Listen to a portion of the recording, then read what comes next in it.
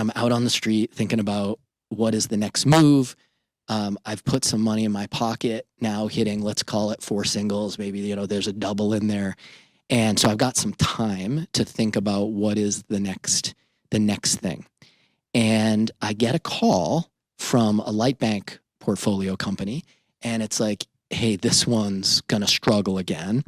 And Lightbank says, do you want to take the CEO role? And I'm like, no, right? And I said that because at that point I figured I'm not a great operator, right? I'm just hitting these singles, and working with venture capital is not about hitting singles, right? It's not just about, hey, I got to live to the next day. It's about hitting grand slams. That is the model. And I really wasn't fitting that model. So I was like, I'm not going to take you to the promised land. You should sell the business. And they said, essentially, we don't know how, and the owner doesn't know how to do that. And I said, well, then let me help. And so this was the first time now that, I'm just going to go help a friend. I've got time. And I knew the CEO really well, Jana Cook. And I also knew, not only, I didn't think of myself as a great operator, but she's fantastic, right? She's been with 2 companies that have gone public at this point. Yep. And she's got a valuable company that's kind of teetering on success, and they don't quite know what to do with it. The investors don't really want to put more money into it. Jana's thinking about her own, ROI, same situation a lot of founders find themselves in. And she said, can you help?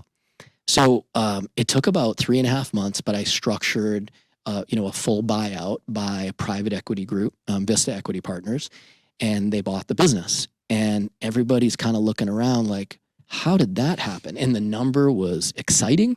Yep. Jana thought she wasn't going to end up with anything, and she ended up very happy in that situation. And the light bulb started to go on. Maybe it was flickering, like, wait a second. I've sold my businesses. I've figured that out. I think maybe I can help my fellow founders.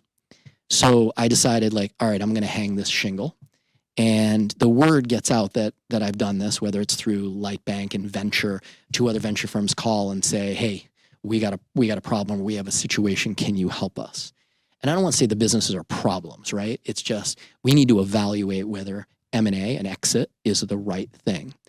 And so I started taking on these assignments, not being an investment banker, really not knowing too much what I was doing. It was one of those ideas like, I know 3% more, so I'm the expert in the room. Well, to be fair, you knew what you were doing. You're helping to align, and this is a theme of where we're at today, right? You're starting to align the experts to support, that transaction, right? Yes. So I think, you're not giving yourself enough credit going through at this point now, 4+ creations and exits. Yep. Many of the pitfalls and the successes, and kind of what makes the difference between those two, right? Yes, I am starting to learn that, and that's why I say the light bulb flickers.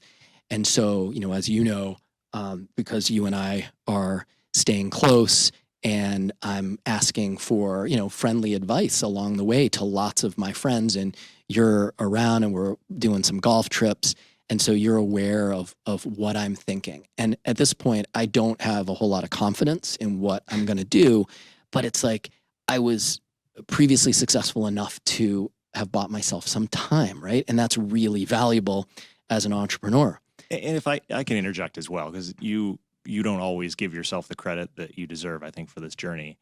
I think part of that superpower and kind of where you exist today is because you've spent so much of your life supporting and helping others, right? Without necessarily asking for things in return. But whether you planned on that or it's I think that the real reason is it's your authentic place in this world is you've helped people now for over 20 years through all these different aspects of their personal life and their professional life. Quite honestly, I think it's part of the reason that I'm doing this with you, is that you authentically ask people how you can help before you expect anything in return. And I think it's amazing. And you should accept more of that credit than you take. But my point on that is that because you have done that for so long, your network is such that you can call on the Dan Gilberts of the world as needed because you have done so many things for so many people, and that enables you to really spread your wings when an opportunity is in front of you to go tap the right people on the shoulder to support the best in various industries. Your experience, whether you've built or sold a business in that industry, and your ability to find those people, or have already supported those people, that they're gonna dive in to assist. So I think that makes you uniquely positioned more than most. And I know you wouldn't say that yourself, so I feel like I need to interject. Well, I appreciate you saying that. I think Josh Linkner, in one of our walks around Detroit, where he tried to get me out of the inner workings of the business and think more creatively and more broadly, said to me, like, what do you think your superpower is? And I was like, I don't know, right? And I had to go back and think about it, and I realized that it was my network, right? And I think I naturally built my network because, I was never going to be the absolute expert. There was always going to be somebody better than I am at some given task. And why not surround myself with the best people that I can, and go at it? It's like a team, right? I was the goalie when I played. I'm not going to score goals, right? You want to be with the best defensemen, the best forwards, in order to put the best team on the field, and you do your part and you do it as well as you can. So I really saw that as my superpower. I would say that in giving back, the self-serving part of that is, as an entrepreneur, it's very hard to know, am I being successful? Am I getting better on a day-to-day basis? And when I talk to, a young founder, and I get to say, oh my gosh, he can use that experience that I had, where I really messed it up, to not have him mess it up, or something that worked that I could share. And so that's incredibly rewarding.